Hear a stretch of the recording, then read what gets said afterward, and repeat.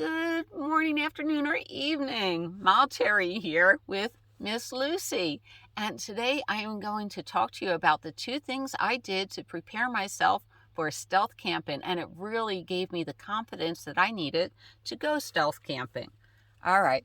So I can't tell you how many times I read online it goes like something like this. So, my name is Valley Girl, and I'm so excited. I'm going camping. I'm going off for 5,000 miles. I'm going to do it in 2 weeks, and the 5,000 miles in 2 weeks, that's what I'm going to do. I've never done anything like this before. Heck, I've never left my city. I love city life. But what I really want to see is Death Valley. Okay, so I should be there in mid-July. That's okay, right? Some jerk on the internet said it's going to be too hot in the middle of July to go to Death Valley. Haters gonna hate. They're just jealous that I'm going camping and they're not. But my big question to you is, which blue hat should I bring? Should I bring this blue hat or that blue hat? I'm confused. All right.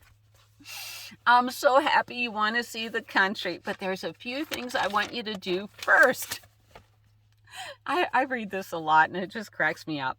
All right, so I was living at the apartment complex over there, and right now I am in a cluster of apartment complex. And this is one of my favorite spots because there are no doors, no windows, just a little hill of ivy. So we have multiple apartment complexes and ivy on one side of me, and no one's going to walk on the driver's side of me. So I'm happy here. All right. So what I did, and there's a couple of steps to this. The first step, in the apartment that I lived in, I duct taped an area the size of my Prius, and I would do the front and the back half and everything. And then around the outer perimeter, the Prius, that's where I would put my camping supplies because, I couldn't build up a bed and, anyhow. And my biggest tip on organizing, especially in a small vehicle, Sue Ann online has excellent articles on what to pack and how she packs. So she really helped me with that. So, okay, so you're in your little apartment duct taped off. Practice doing little things. Try boiling water, really check out your little stove. Is it going to work for you? Is it not going to work for you? Brush your teeth, wash your face, shampoo your hair, try different setups. Practice sleeping on the cot or the trifold mattress. I learned I had a cot and it squeaked really, really bad. So I ditched the cot and I got a trifold mattress. Believe it or not, a year later, actually I donated the cot. My girlfriend Karen had the same identical cot and her cot didn't squeak. So there was $50 down the drain.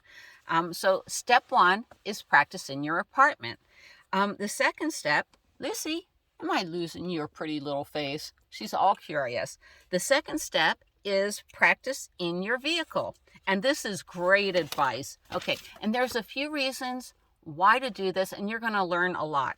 Why? Because at first you're going to be nervous. You may forget something important. And this is important, especially if you want to do a lot of stealth city camping. It's going to build up your confidence. But there's a big reason to do this is you may get noticed on your first couple of tries. You're not going to do this perfectly. It takes practice. So now you get that nice little knock from the cop. Okay, that's not a problem, and I'll tell you why it's not a problem. And the cop's going to be real helpful. You're going to learn stuff from this cop. So my first bit of advice is don't lie to the cop. Be honest with him. Not so honest, but honest enough. Simply tell him that you rent the apartment right there, and if he wants to see your ID, it should match and everything, but or show him your key. So you are a renter. You're not homeless or anything, you're not doing drugs in your car, and that's really what he wants to see. Who are you? But that you're going on this, tell the cop you're going on this magnificent camping trip and you just wanted to practice. Okay, now here's where it gets interesting. Ask the cop 3 important questions. Okay, number 1, is it safe to practice here? And is it okay to practice here? And the cop may have some insight that you don't know. You may have thought, well, you know what, my apartment complex is pretty nice, but he may say, well, it's not safe, or he may tell you of a better place to camp at. All right, this is important too. How did someone know I was in my vehicle? Because either he knew or someone driving by knew. So that's an important question. What made you stick out like a sore thumb? All right, and the most valuable piece of information, believe it or not, most cops want to help you. Could he recommend a spot in the city where it is legal? That one's important.